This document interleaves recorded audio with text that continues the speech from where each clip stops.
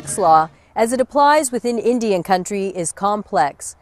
This creates a lot of confusion, particularly in the non-native community, about when and where tribal members pay taxes.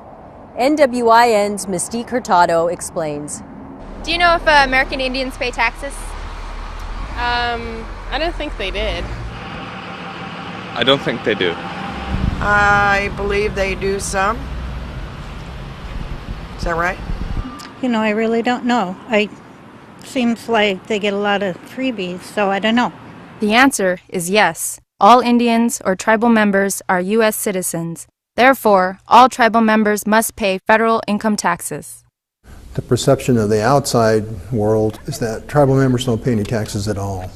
And that's not true. There's a lot of our working membership that pay a very significant amount of taxes. The misperception is perpetuated in part because tribal governments do not pay taxes to the federal government. They are not required to pay taxes because they are recognized as governments themselves, just as one state or country would not pay taxes to another state or country. They operate as separate entities. I think the general public believes that we are a special interest group that receives entitlements from the government, and they don't realize that we've given up a lot to be who we are and have a right to have our own business ventures and receive the revenue off of our own lands to support our tribal governments. And there's a misperception that tribes are somehow marketing this what they're calling a tax advantage, a tax break, as a retail advantage, so they can undercut people that sell off the reservation.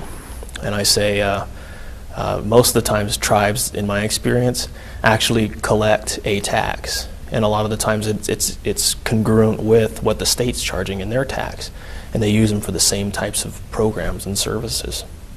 These taxes are used to serve their citizens, such as building and maintaining housing and community buildings on the reservation.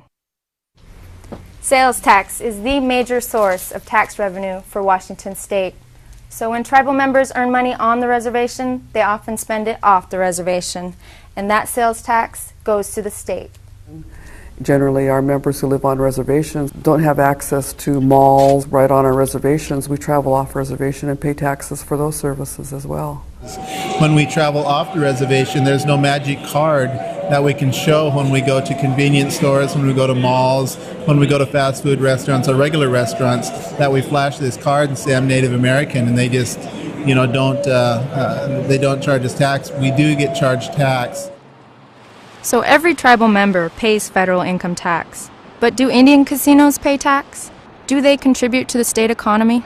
I didn't think they did. I don't know. I don't know. The answer is no. Casinos do not pay taxes. Instead, they pay fees. Congress passed the Indian Gaming Regulatory Act in 1988 to help enforce state gaming laws and regulations, while balancing the sovereign rights of tribal governments. Having this regulatory body in place means states can create compacts, agreements with each tribe. It's through these compacts that tribes contribute significant amounts of money to state and local governments. In fact, tribal-owned businesses have become some of the largest employers in the areas they operate. In Washington state alone, $5.9 million in community impact funds were distributed in 2006 to local governments, fire departments, and law enforcement. Tribal casinos also distributed $6.4 million in charitable funds to local communities.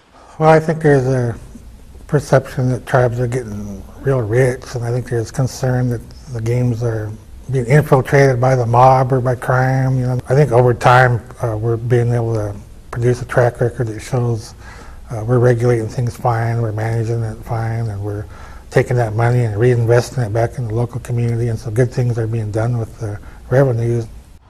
Studies suggest that building and running casinos produces no discernible social harm or rise in local crime rates. In fact, local economies are often bolstered as casino employees and vendors spend locally off the reservation.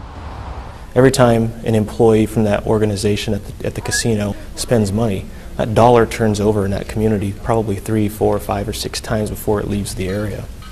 So each dollar generates another dollar, or $2 or $3. There's a multiplying effect there. I just continue to be shocked sometimes at the misperceptions that people have of Native folks. But I think, the more we get involved in civic life, the more we get out there and really educate people on who we are, that we're still here, that we have an incredible resource of culture and a governmental system, that people will begin to understand more the sort of assets and the resources we bring as Indian people and start to be more respectful of those things. American Indians as a whole are working hard to get that message out, to change the misperceptions once and for all. For Northwest Indian News, I'm Mystique Hurtado. And now,